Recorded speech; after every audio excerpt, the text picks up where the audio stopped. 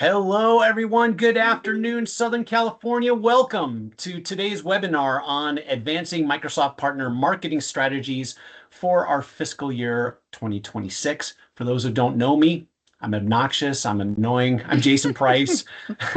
I'm going to be your host this afternoon, but I'm really excited about our special guest. I started talking with her 9 months ago, and at the time, I didn't even know what answer engine optimization was. I couldn't even explain why it was important. I knew, and you all know that AI is changing how businesses create content. But what I've been learning in the last 9 months is how AI is transforming how our content is discovered, how it's ranked. AI is completely taking over the search results page. It's cannibalizing ads, organic and paid. And now it's kind of lifting the entire search experience out of search and into the AI chat page. Uh, Erica and I were just on the line. We're like, who's that actor and whatever? And we had to look up Mike Myers in Google search results. So it's made us really lazy, and AI is doing even more of that. So today, we intend to equip you with some actionable strategies that can help you evolve your marketing approach using AI. And our special speaker, she has advised and supported hundreds of Microsoft partners in every region. She advises the membership of IAMCP at the national level. She's involved in marketing at the global level. She is bringing her award-winning insights in marketing strategy to us this afternoon. She is CEO of Maven Collective Marketing, which is a nationally recognized B2B marketing leader. They are the winner of the IAMCP Partnering Award. They're a great place to work, and it's all because of leadership like our guest. Please, ladies and gentlemen, allow me to introduce Erica Hackinson.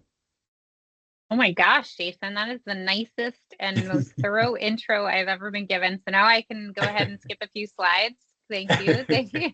Thank you so much. I have had the pleasure of getting to know Jason over the last 9 months. It's been an absolute pleasure. I've even learned more about what he's doing today, but I think we both had this interest in AI, and I want to dive right into why you also might be interested as Microsoft partners. So I'm sure you've been served plenty of stats around this growing industry, and I know Microsoft never stops showing them. So I will just say, in my own experience, in just 7 years that the AI market has become $100 billion industry is shocking. And next year it will reach 200 billion, and the year after 300 billion. This is the fastest growing industry that I have seen in my lifetime, likely you have seen in your lifetime. And we really can only make it akin to the dawn of the internet, of how quickly things are changing. So actually, in a mere 5 years, if I would have come to you with a subject matter around AI or AI for SEO or AEO, you would have laughed and said, we're good. This isn't something that we need to be focused on. And now this is the train that's left the station. If you are not on this bullet train, and when it comes to marketing, it's an express train, you really need to be thinking about how you're catching up, because your competitors are certainly already there. I've left you some stats here that, again, are astounding to me, but I think Jason covered exactly why we're here to talk about this subject today.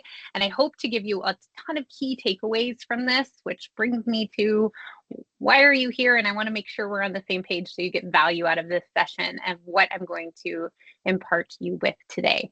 So I have 4 objectives, really. One, I want to make these acronyms make sense to you, of course. AEO, AI for SEO. It's also called GEO. We actually haven't decided on the marketing side what we're going to call it, so we're just going to keep throwing the alphabet at it. But I want to make sure that you know what are the effective use cases for it, and how do you apply that to your organization.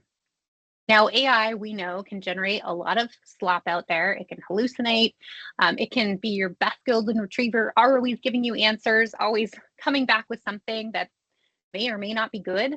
And so I want to talk about how important it is from a marketing perspective to, as you integrate AI onto your team, or as you integrate AI more heavily into the marketing side of your team, how you make sure that your brand and your go-to-market message are a part of that go-to-market strategy, that you're not leaving that behind just because you're leveraging AI.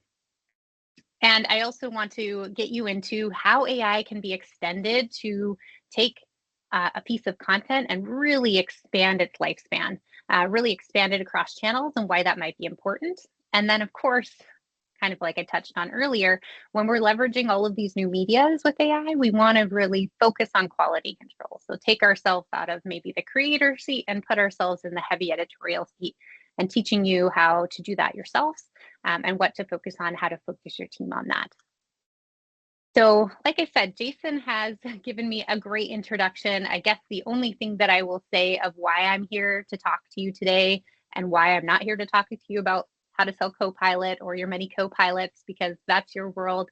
And we certainly help people go to market with Copilot. That's not what we'll be talking about today. I'm here to help you talk about what your go-to-market, demand generation, and digital performance looks like leveraging AI. I left a number of other facts on this screen. I always actually really love the follow-up from sessions like this, where I get someone talking to me about being an ultra runner or a marathoner, or asking about my citizenship. So I hope that this leaves you with something that we can talk about, maybe if AI is not your jam, or if you want to connect on a different level. Lots of information there. The last thing I'll say about Maven and why we spend time with IAMCP chapters, and obviously you heard that I also volunteer at a national, international level, is that we've been in the space since 2012, and maybe this is the first time that you've heard of us, which is totally fine, because we're a pretty small shop that's continually growing, and we've been more oriented towards the Microsoft headquarters. I worked in Redmond myself, and then traveled a little bit north and have immigrated to Canada. That's where we're at. That's where we're located. I actually have a team member on the call here that's we've recently added, who's from San Diego, your neck of the woods, and also IAMCP SoCal member previously. So if you see Brian Long there, give him a big hi. He's from Maven. What I want to say about Maven Collective and why this is important to your AI strategy is, for the last 2 years, we've been taking AI really seriously and recognizing how much it was going to change our work in our industry. So for the past 2 years, we've been testing it heavily. We've been expanding into different tools. And what we're here to do today is to save you 2 years of trial and error, so that you can take these proven methods and win in the current AI market. And we hope we're back next year to then tell you what we've learned in another year, because I'm certainly not presenting what I presented last year in what we are talking about here today. The last thing I'll leave you with is something I'm exceptionally proud of, is we've just became a B Corp certified company. Now, this is one of the most rigorous and respected standards in the world. And if you haven't heard of it, there's only 9,700 companies across 100 countries that are using business as a force for good. I am very happy to talk about why this is a passion of ours and why we wanted to be on the same list of Patagonia, Ben & Jerry's, Clean Canteen. And if it's something you'd like to learn more about, I'd be really happy to have a separate section with you about that, because it is absolutely something that we integrate into all pieces of our work and across our employees. All right, so here's the question to start today. And I think where we can see if Jason wants to open up the room or just maybe look at chat, but I want to know where you're at on your AI journey with marketing. Whether you're starting with, like, I use ChatGPT to generate blogs, or maybe I'm using Sora to create images for me, or maybe I've used Hootsuite and started doing my content through Hootsuite. Perhaps you're advanced and you're in the avatar world with video, or maybe you're even using Copilot for podcasting. Would love to hear more about that. I'm going to try to see if we're getting some. Open the chat. Yeah, we're getting some yeses here. Content generation, audience profiling. Great. Yeah, so some pretty core uses for AI, some pretty standard uses for AI. So I'm happy to start talking about more of where we've expanded to and where we've gone, and also some best practices of where we're at with content generation, because of course that's a topic that we definitely started with, being a marketing firm and being that's one of our core service offerings. So first, I just want to set the stage just in case, we have some people pretty early to AEO, answer engine optimization. Like, what's the difference between SEO and AEO?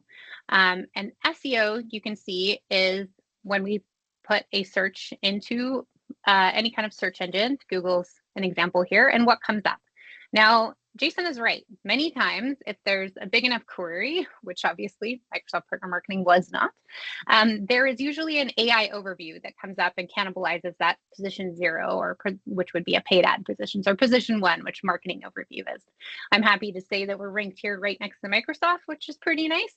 But when we look at it from an AEO perspective, it doesn't come up like that. Now, you can see as we're looking through, and at the very bottom, it is linking to sources of how it's summarizing Microsoft Partner Marketing, and it's the same resources actually, which isn't always the case, but it does give you an idea of like what the search experience is to what the answer engine optimization experience is. And I will say we've spent a lot of time on the AEO side so that we do show up in both places, and that's what we're going to talk about a little bit more today, is like, how do you take your SEO strategy, expand it into AEO, and then how do you do that on a very methodical basis so that you can actually predict or index, so that you can show up for these opportunities that you want to show up for, or categories that you want to show up for. So less keyword key phrases and more, how are people prompting and how can I show up for those? So a few effective use cases that I want to share with you that we use on our side is, one, for web pages. You can take all your current web pages that are likely optimized for search engine optimization and add a component to it without having to rebuild the entire page. That's around facts. And those facts are the commonly asked questions around the topic that you have posed that web page for. So you can see in ours, how can I work with Maven Collective? How do I get started? What is Maven Collective? This is our about page, so it's pretty generic to what the people want to know there. Now, from a blogging perspective, what we try to do on the blog side for search engine optimization is really go after a keyword phrase that we want to show up for, and we optimize the entire blog to do that. But from an answer engine optimization perspective, people are more prompting questions. So you want to be able to include in your blogging what types of questions they're asking. I'm going to go show you how to find these questions here shortly, but I'm just giving you an example of where you would add these sections to your blogs to extend it from an AEO optimization. And then when you've actually gotten that into place, you actually want to go check that it's showing up for what it's showing up for. And if it isn't, you're going to spend the time teaching it, because it's a learning machine and you are now the teacher. So let's talk about how we actually make an approach methodology out of showing up for AEO, just like we would have done for SEO. So for years, being an SEO optimization agency, we would write the content, have it fully optimized, go into the search engine indexing tools such as Google Search Engine or Bing Webmaster Tools, make sure that it was indexed, ensure that it was going to be crawled, and then come back and measure it to see that we were getting visits, and then to figure out rankings and impressions, etc. We don't have that yet for AEO. That's not something that exactly exists. So we have to kind of create that methodology and then start to see those floodgates open as you start to look at the analytics. So this is our 8 easy steps. I know 8 seems like a lot, but I'll show you why it's going to be easy for you to follow and why it's important at every single stage. So prepped, prompt, reprompt, facts, detect, brand, optimization, and crown. Just having a slow switch. All right. So preparation is really the most important thing that you can do from an AI perspective to get the best outcome on your first draft of prompting. Now, when we go into a content generation phase, we take a number of different resources. One, the traditional search engine optimization, which would be keyword research. So in this case, I'm going into something like Google Keyword Planner, or I'm using SEMrush, or maybe I'm using Ahrefs, perhaps Moz, and I'm getting out there what the average monthly search volume is, kind of competition, all of those pieces, and selecting keyword phrases that I'm going to be optimizing the blog for. Then I want to take my best performing blog posts so that I have examples of what I want to get out of when I prompt an AI chat. Beyond this, I want to show them what other competitors are out there to make sure that I don't sound exactly like them, to make sure that I'm not going after the exact same things they're going after, but I want them to know that it exists so we can differentiate. And then the fourth one is around search intent. This is where we get those questions. Like what are they going to be asking other than my exact keyword phrases? And then how do I take this into questions? So this is just a screenshot from, again, a search where people also search for or people also ask for, and then you're taking that into what your prompt actually is. So when we get to the art of prompting, we actually have quite a few things to prompt. And I'm named it Talks Fast because that's what I do. And I figured you might be able to name that as a kind of an anagram to be able to move forward. So you have your topic. You want to make sure you target that audience. So hone your target audience. You want to know, you want to instruct who you're writing for. So if you're if you're writing something that's very technical, but you're writing it for a business audience, you may want to say that you're writing for a C-level exec that is, a business stakeholder, maybe not that technical. Try to write it to the level of explaining this to a 12-year-old. Not to say business executives don't understand technical things, but you do want to be able to break it down in a different way than, hey, I'm talking to a CIO. You want to make sure that you're targeting the length. So when we say web pages, we want the web page to be, say, 500 characters at a minimum. When we're talking about a blog post, we want the characters to be about 1,500 to 2,500 at a minimum. So that prompting gets you the best results on the other side. You also want to limit it. AI can be very lengthy, so the length is incredibly important to make sure it doesn't get too flowery on you. You're inserting that keyword research, you're giving it a defined structure. That's part of showing it some examples. And then you're also trying to add those AI types of structures. So you want that structure to be what is, how to, why does, when should, answerable questions that can have actionable answers. And then you get to that other part of the phrase, that fast part. So the feature part is where we want the points to come from. If you're not prompting points, you're going to end up with points that your competitors have. So you really need to make sure that you are selecting the points that you want it to focus on. Do not rely on AI to give you these. You'll end up with repetitive content. Make sure that it has an action. What do you want the audience to do? Where do you want them to learn, gain, go do next? The other thing is that we usually ask for an AI summary. That AI summary can be really helpful for AI finding you because it came up with the summary itself. So we can use that from a social perspective. We can integrate that back into the blog, and then we can prompt with it as well. And then spend a lot of time here on the tone. So I've found there's sometimes AI is, a flowery poet, and other times AI can be like a bit of a aloof surfer.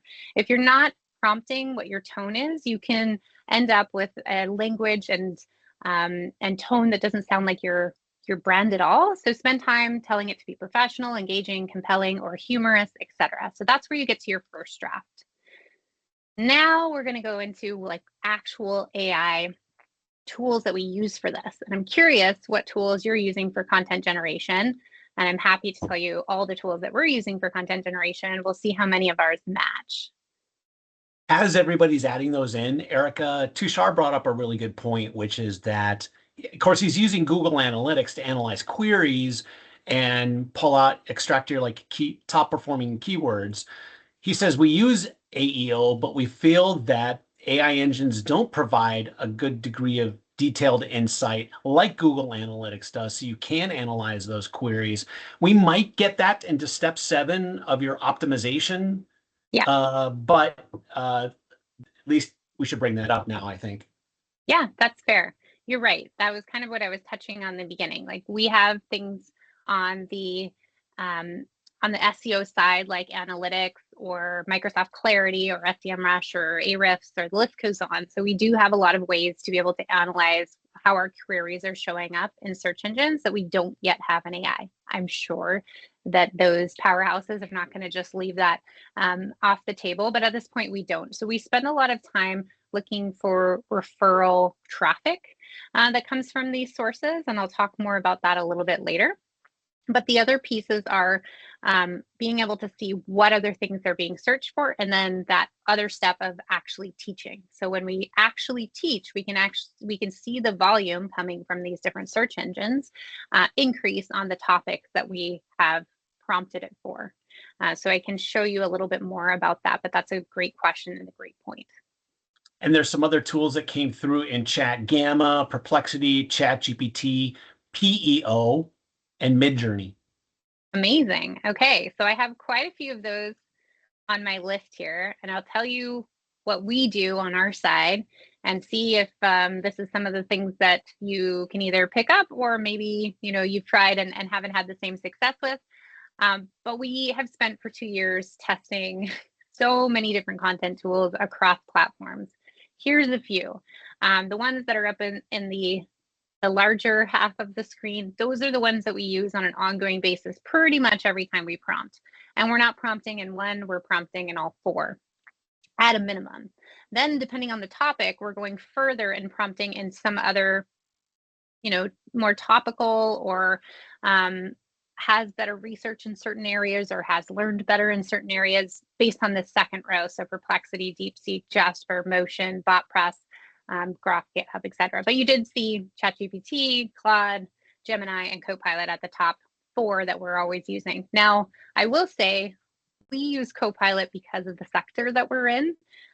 Depending on the sector that you're in and how well Copilot would be used or adopted, that may or may not make sense for you. Obviously, all of our Microsoft partners on the Microsoft stack, and so we want to be able to show up in that search engine, and we want to be able to prompt in the way that they're receiving information, and so it makes sense for us. But Copilot may or may not fit your marketing strategy, so I should just say that as a start.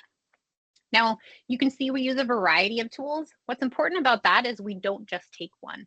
So we actually take all 4 of those prompts, we take it back into an editorial cycle, and we combine them into what we believe is the strongest content to move forward with to start a reprompting. Generally, the reprompting goes into a few different search engines answer engines, with the first being the one that gave us the strongest draft, and then some others just to check and see if we can get a few other options that we feel like might be stronger.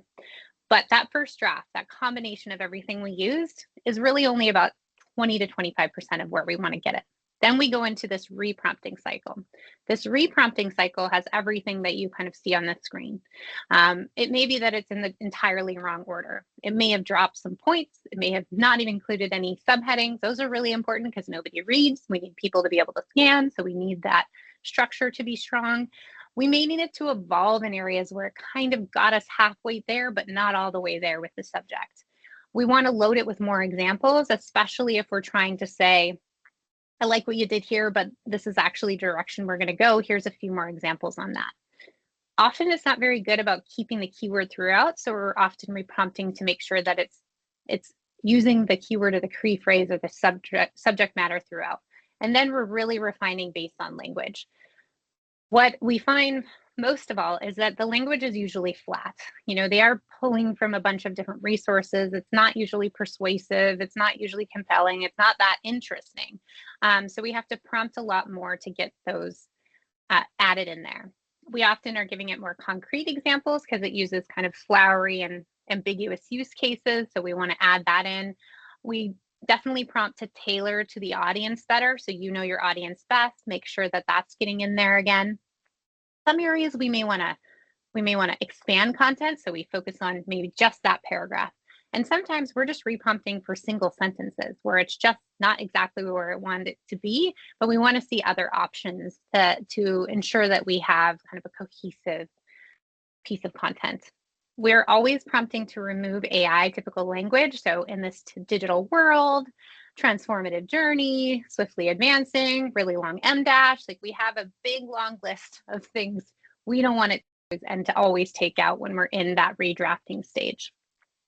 What to pay attention to here is it often forgets things, ignores things, and drops certain topics. So you really want to work with it to be able to get it to that next phase of evolution in content and ensure that you are using that really, really discerning eye. On average, we're reprompting at least 3 to 5 times if we got a really good first draft. But sometimes we're reprompting 10 to 15 times because we're reprompting just specific sentences, specific paragraphs, etc. That takes us to the fact section. So fact checking, of course, is really important when it comes to especially using statistics. And we try to use a lot of data-driven content as a way to be more convincing and compelling. So I've ordered these in order to where the facts actually are given from a sourcing perspective. So Perplexity being the strongest fact checking and source providing chat AI, to ChatGPT being the least. Now, the free version really doesn't have any real-time access, and the paid version has a better access to citing, but it really does have to be prompted. And sometimes they're not always up-to-date cited sources. You really have to be requesting the most up-to-date cited sources, etc. We find Google is pretty good because it's directly integrated with Google Search, so it double checks Google Search as it presents those things. Copilot, of course, is integrated with Bing Search, so it automatically updates based on what's available in Bing. And then Claude is a web search is introduced in the paid version, but not as reliable in the free version. So the point is, like, really spending the time making sure that what you're citing and what you are saying to be true is actually factually evidence. The other thing that we do spend a lot of time on is asking for facts from reliable sources. So of course you can get a lot of statistics across the internet that may or may not be true. So when we're prompting for facts, we're trying to prompt for things like Forrester or Gartner, IDC, reliable sources, and making sure that citation then matches that source. We do a double detection just to make sure that anything that we're using is actually factual and accurate. And this is a manual step that we take upon ourselves. So we do run them back through search engines like Google or Bing to make sure that it's spitting out the same statistics and ensuring that you don't fall into those regular AI traps or fails points. Sometimes we take full sentences too, just to see that they're not being plagiarized from anywhere else. So if you feel like you haven't reprompted enough and there may be sections that you're just stealing directly from somebody else, we're always running those through to make sure that you don't have any kind of duplicate content errors or issues. And then we're prompting back into AI themselves to try and find if there's any duplicate errors or content issues there as well. So why do I spend so much time on this fact checking section?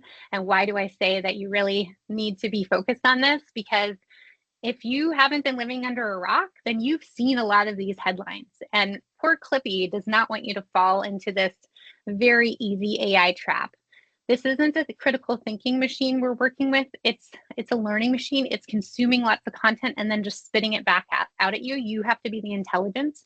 You have to be the editor. You have to use that discerning eye. So you're in the driver's seat, and you could be one of these headlines, or you could make sure that there is nothing that goes out that hasn't been fact checked and hasn't relied on AI to do all of that. So just if you haven't looked up some of these, they can be very funny, but I certainly don't want any of you to end up on this list and me presenting about you next year.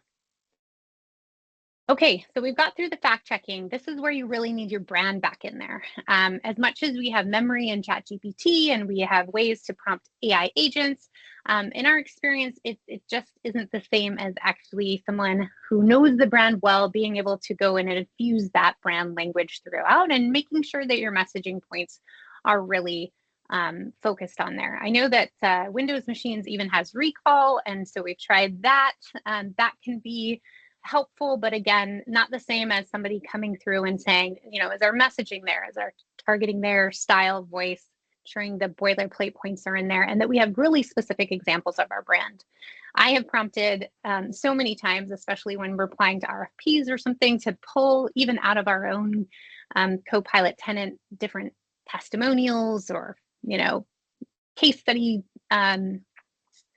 stats and those types of things. And it's amazing how many times I might get a testimonial, but it's not from the right person, or I might get some stats, but it's not attached to the right client. Like, it really does need to be someone's manual effort to ensure that this brand integration and all of these examples are entirely accurate for your brand.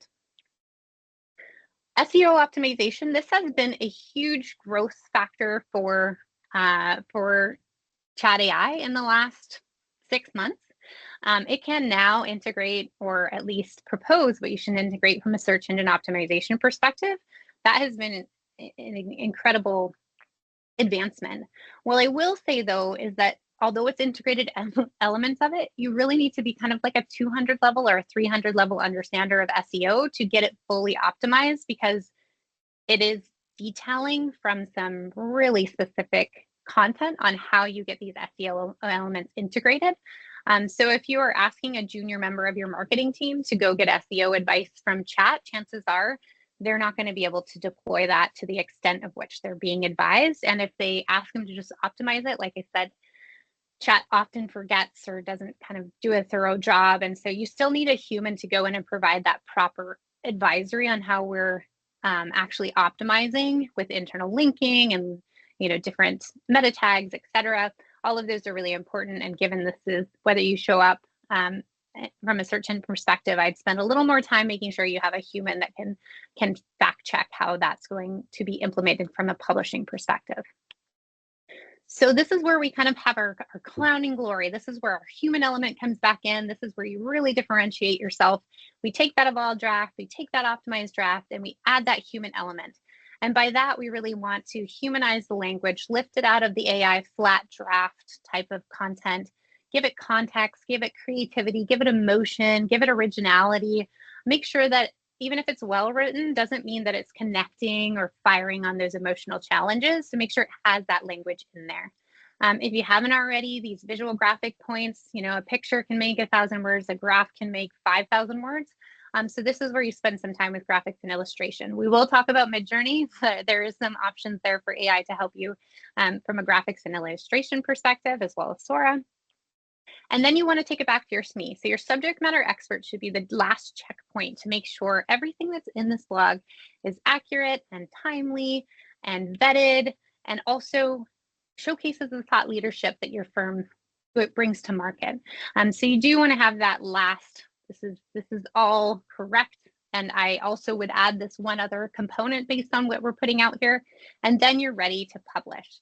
You have your SEO, AEO piece of content out there, which is so exciting. You can go get it indexed in Google Search Console. You can go over to Bing Master Tools, get that index, know that it's going to be crawled. But what about the AEO side? This is kind of what the question that we had earlier. How do we even know that it's ever going to show up in an answer engine? The truth is, you don't. And the best way you can is if you teach it. So there's a lot of organizations teaching AI right now. And the teaching of AI, to give you that AI summary overview, again, we often will go integrate that back into the blog, because if AI likes to hear about AI, then let's go give it a little bit of AI in its own taste and form. We also submit that across. You saw how many different chat AIs we use, or generative AIs we use. We submit it across all and say to remember this resource. This is a new resource. We want you to remember it. Then we take the questions that we've included in this blog article page and we prompt chat AI where they can find this. What are the answers? Who would you cite as giving these answers? Now, often when you get to that stage, it's just giving the answer, but it's not integrating that with your brand. And so then you want to teach it to ensure the answers includes not just the answer, but your brand with the answer. And then you want to tell that chat AI to remember your brand with the answers, the questions it can answer. And then when 1 week later, come back and prompt to remember again. It is very forgetful. This is a process that you want to keep going. Chances are we can build an AI agent to do this for us at some point. We haven't gotten to that stage ourselves, but it certainly is a manual entry that you're going to need to set up yourself. But if you can get an agent to come back and just keep hitting AI, then you know that this is your indexing teaching moment. Okay, so we've got a piece of content. That's the start. You just went through that whole methodology to get a really strong piece of content. You've got it checked out by your subject matter. You've got it now submitted to be taught with AI. How do you expand your channels? How do you use AI now to get into all of the different channels, as fractured attention channels that we now have and we have to show up on everywhere to move forward? We use a combination, of course, of different tools to get ready to be able to be on social with the right format and to the right audience, etc. So we go back to our generative chat AI. We use ChatGPT, Copilot, Gemini, Claude, Perplexity. We prompt with our content and ask it to do a summary for the platform that we want it to do a summary for, and make sure that we go back and give it that brand integration, the brand audience, that brand tuning. We also give it a proof point of past posts that have performed really well that we want it to mimic. Now, for the graphic side of things, we use a combination, but we use Sora, Midjourney, Canva, and Figma Builder. From a standpoint of how do you get things really consistent? We actually have some backgrounds that we set up in Canva that we try to layer everything upon to get that brand consistency. Mid-journey, we prompt to give us different icons that match a certain style that we have for our brand. And then from that, we can use that prompt to re-prompt that style. So we can get that for each piece of content that we're putting out. Now, with that prompt, we also give it some other things, and I'll get into that later in graphics, like what are the types of other prompts that you have to include to, again, get that consistency. So I have a whole graphic section for that. But then we also realized that carousels performed really well for us. I mean, video and carousels, but in this case, I'm showing you a carousel. So we can actually prompt AI to pull out the main points that we want to put in this carousel, because we're, the person that wrote it may not be the person that's doing the social. And so it pulls out those points. And then we leverage, again, Canva to build those points into this bullet list.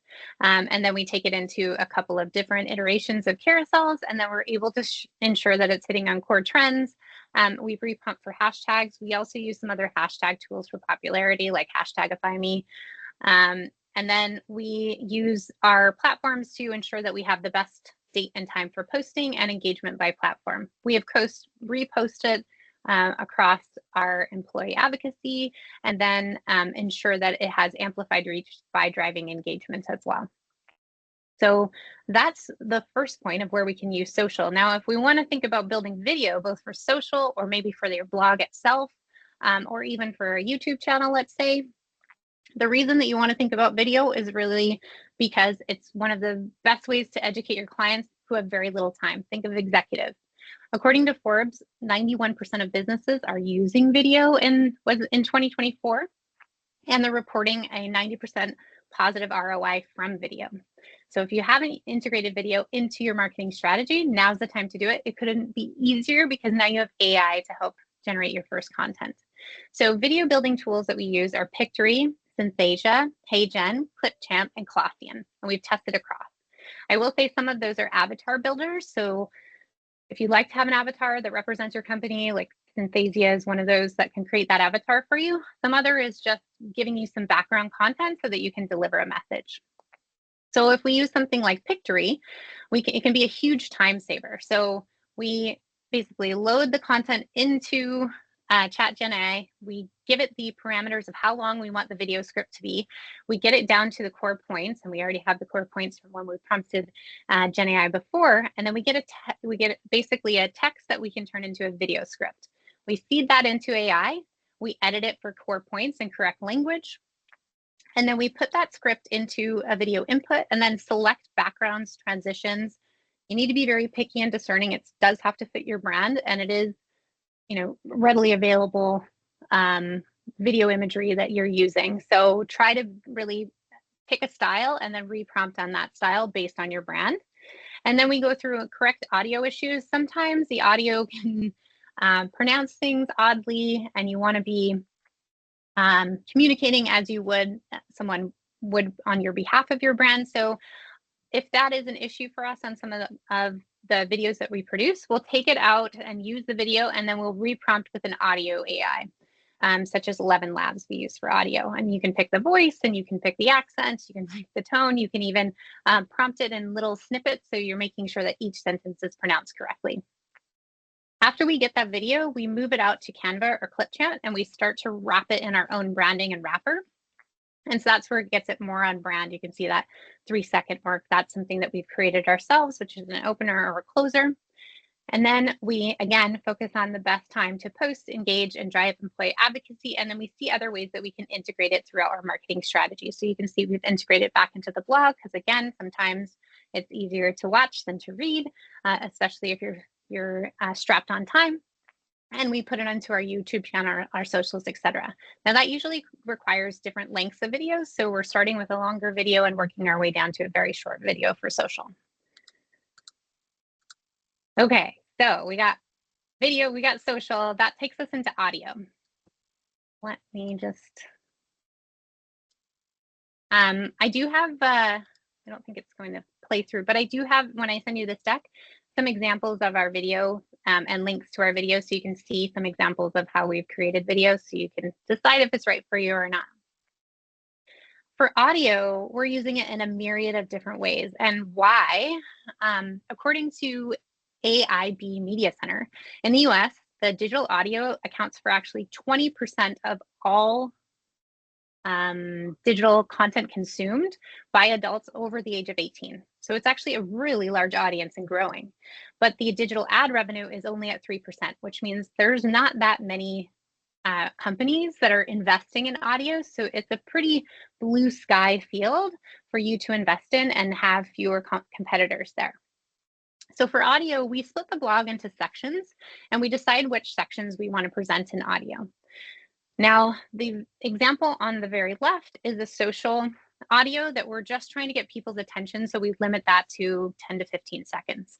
And again, it's AI generated audio, and we're just trying to get them interested in the clip so that they go on to read the blog or watch the video. Once we split it into these different sections, we decide the length of each. One other thing that we've experimented with is actually letting someone listen to the blog versus a video versus reading a blog. And that's really helpful. I don't know if any of you are subscribers of the New York Times, but when you're short on time, but you still have other things to do, that option actually gets people to consume your content without having to read it, and it lifts readership rate exactly. So the text to speech, you want to be able to prompt in certain sentences, as I mentioned before, just in case in that sentence there's a word or an oddity that you need to change. We found for some reason sometimes some AI audio voices doesn't say Microsoft right. Like the emphasis is on the wrong syllable. So we have to be really discerning because we use that word in a lot of our content. And then in the middle, there's actually plenty of options to create a podcast from your blog. So I don't know if any of you have played around with Copilot, but Copilot has a podcast feature. You can just put the URL in and it will create a podcast. I would say we typically default to Gemini. It does a little bit more of a natural job, sounding a little less like AI when you want to turn that into a podcast, but there's certainly a medium and an opportunity there where you're not actually having to get an audio studio and have different audio voices or invest that time yourself. This is something that creates a dialogue between two people about that content. I have this also in the slide deck that I'll pass on to you. Where you want to focus on and where you can focus on with audio AI is speed, stability, similarity, and its style of exaggeration. Those are kind of all the things that we play with. And generally, when we get it to a good enough stage, we move it out of the platform like 11 Labs and move it into iMovie so that we're kind of combining audio files, we're really breaking up sections, and we're controlling the speed to a greater degree. All right, so graphics. I know we had someone talk about Midjourney. Happy to hear that you're experimenting with that. It's really important that if you're going to use it for graphics, you have to stay really on brand. The worst thing you can do is have paid a graphic designer for a long time to keep your brand integrity and you know have all these brand guides and then just leave it to AI to stay on brand for you. It's not great about following brand guidelines. So for AI image generators or even GIF generators, motion graphic generators, kind of anything below a video, we use Sora, Midjourney, Canva, and DALL-E. And what's really important to get this consistency that you can see across mediums, so we're using it in social, we're using it for our blog covers, we're using it for video covers, etc., is that you have to nail the base prompt to match your current branding and graphics. And then you want to really prompt it to get your brand colors exact from a hex color code. And then developing some background templates has helped us stay really consistent. So we're just layering the image on top. It's helpful to create your own mood board for AI to match. That's really helpful from a Midjourney perspective. And then some styling reference sheets and some Omni reference sheets so you can reprompt with those pieces of mood board or examples that you've already auto-generated out of these tools. Again, we're bringing it out, we're matching our exact color, and we're doing that in things like Canva to get it to a degree. We do also have a number of graphic designers on our team, so we're certainly not having any of these take over our heavy graphic design work, video work. You know, when we're putting together a big case study or any of these things, we're not using it for that. There's still purpose in having, you know, a strong artistic director, etc. These are just able to get you into a variety of mediums very quickly because that's how fast the market is moving. You can't wait a week for a blog cover. So I just want to, in summary, kind of give you an idea of what you've created from this one piece of content that you have used or that you have built using AI.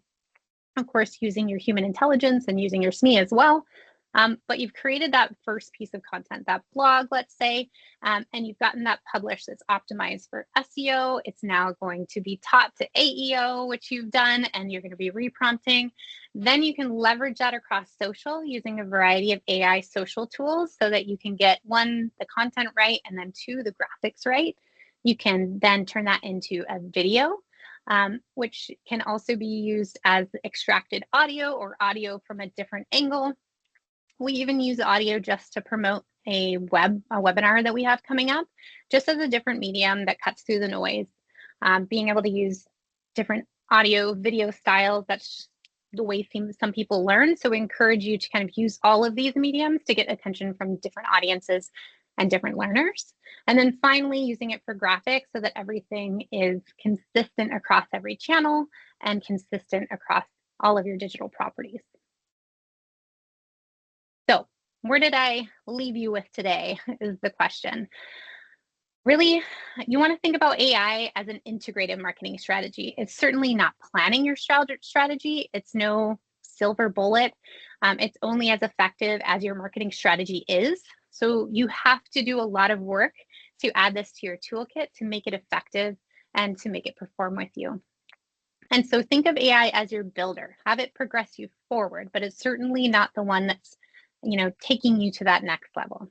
Remember that it's a perfectly imperfect contributor. It's your golden retriever that always wants to retrieve you something, but sometimes, it brings you that bone dug out of the yard instead of bringing the ball back. Like you really want it. You really want to fact check it. It's always going to try to please, but that doesn't necessarily mean it's giving you the right answer to move forward with. So keep that in mind. And most importantly, it's a perennial learner. It's a learning machine. You must become the teacher to get it to show up for you. So you want to, if you take nothing else from this, is that you want to be teaching AI to learn about your organization, teaching AI to learn about your specialties. And that is where you can use chat AI to your benefit, because not everybody is thinking of it that way, and not everybody is taking the time to do that. So with that, I will leave you one more opportunity to learn. We have a new webinar coming up. It's actually tomorrow. Left you the QR code here. It's on our Microsoft Partner Global Benchmark Report. And we've integrated some thoughts from MCAPs in there as well. We're actually releasing the latest version tomorrow that has more information on core success benefits.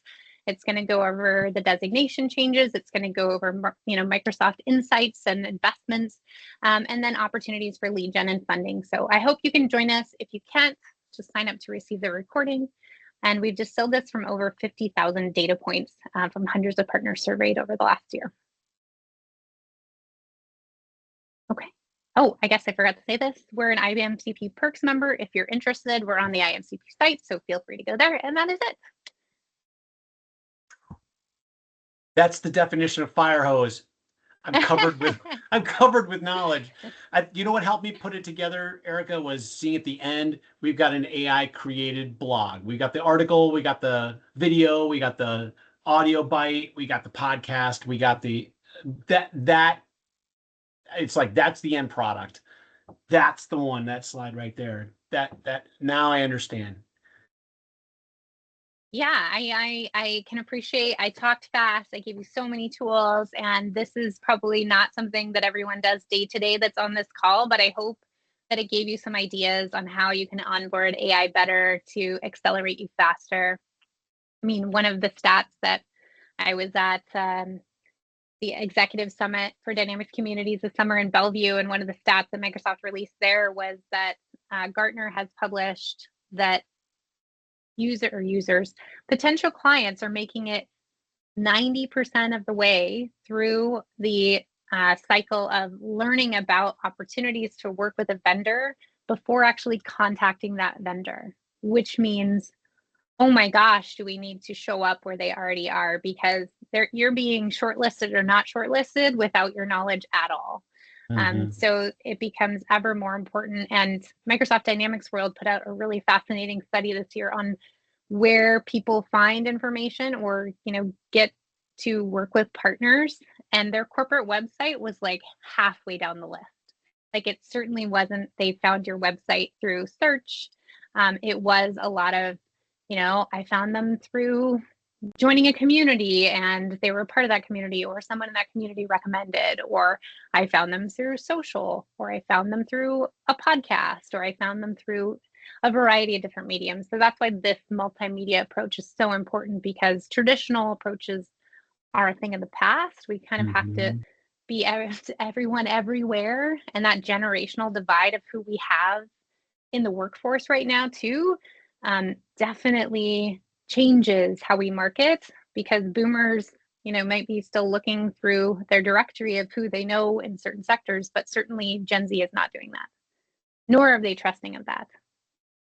My girls called me a boomer the other day. I'm like, oh, no, no, no, no, no.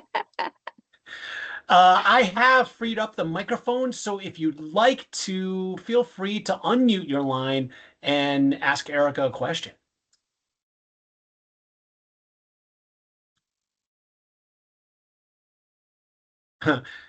Question from Pitch in chat: Is the fire hose sides copy available? Fire hose slides, I think it is. Yes, they will be available. We will make sure I get them to Jason so everyone on this call gets to have access to them at any time. And yeah, and I'll forward that along with a link to the recording that we're going to push up to YouTube. Vida, you have a question. Hi, Erica. Thank you so much for the session. It was really great. Hi, nice to meet you. Nice to meet you too. I'm with BankFeed, a company that's launching its brand here in the US. And curious, there's so much here. What are the two things that I should just jump on straight away? I know it's a multi-channel approach, but there's just so much. What are the two things to focus on as I start? Yeah. So what market are you coming from? It's a European brand, so very new to US market. Yeah.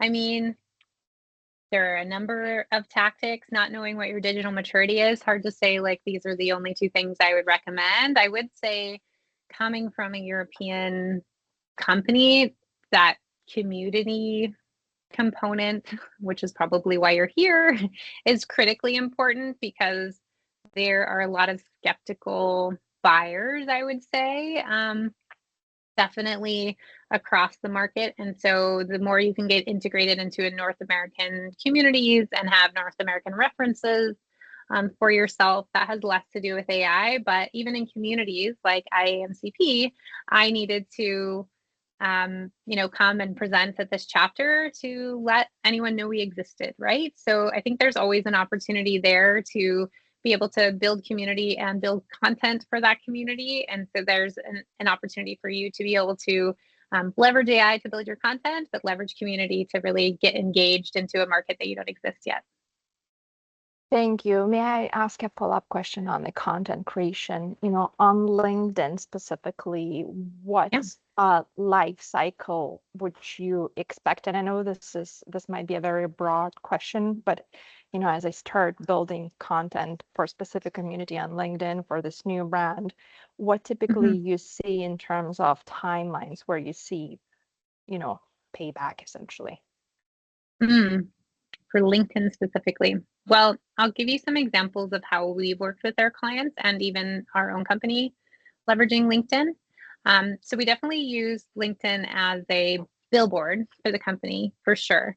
But we get engagement through LinkedIn through employee advocacy. So anything that we come out with as a company, Brian and I are leveraging to be able to elevate it to our own networks, which are much larger than our company, and then kind of amplifying it through regular engagement.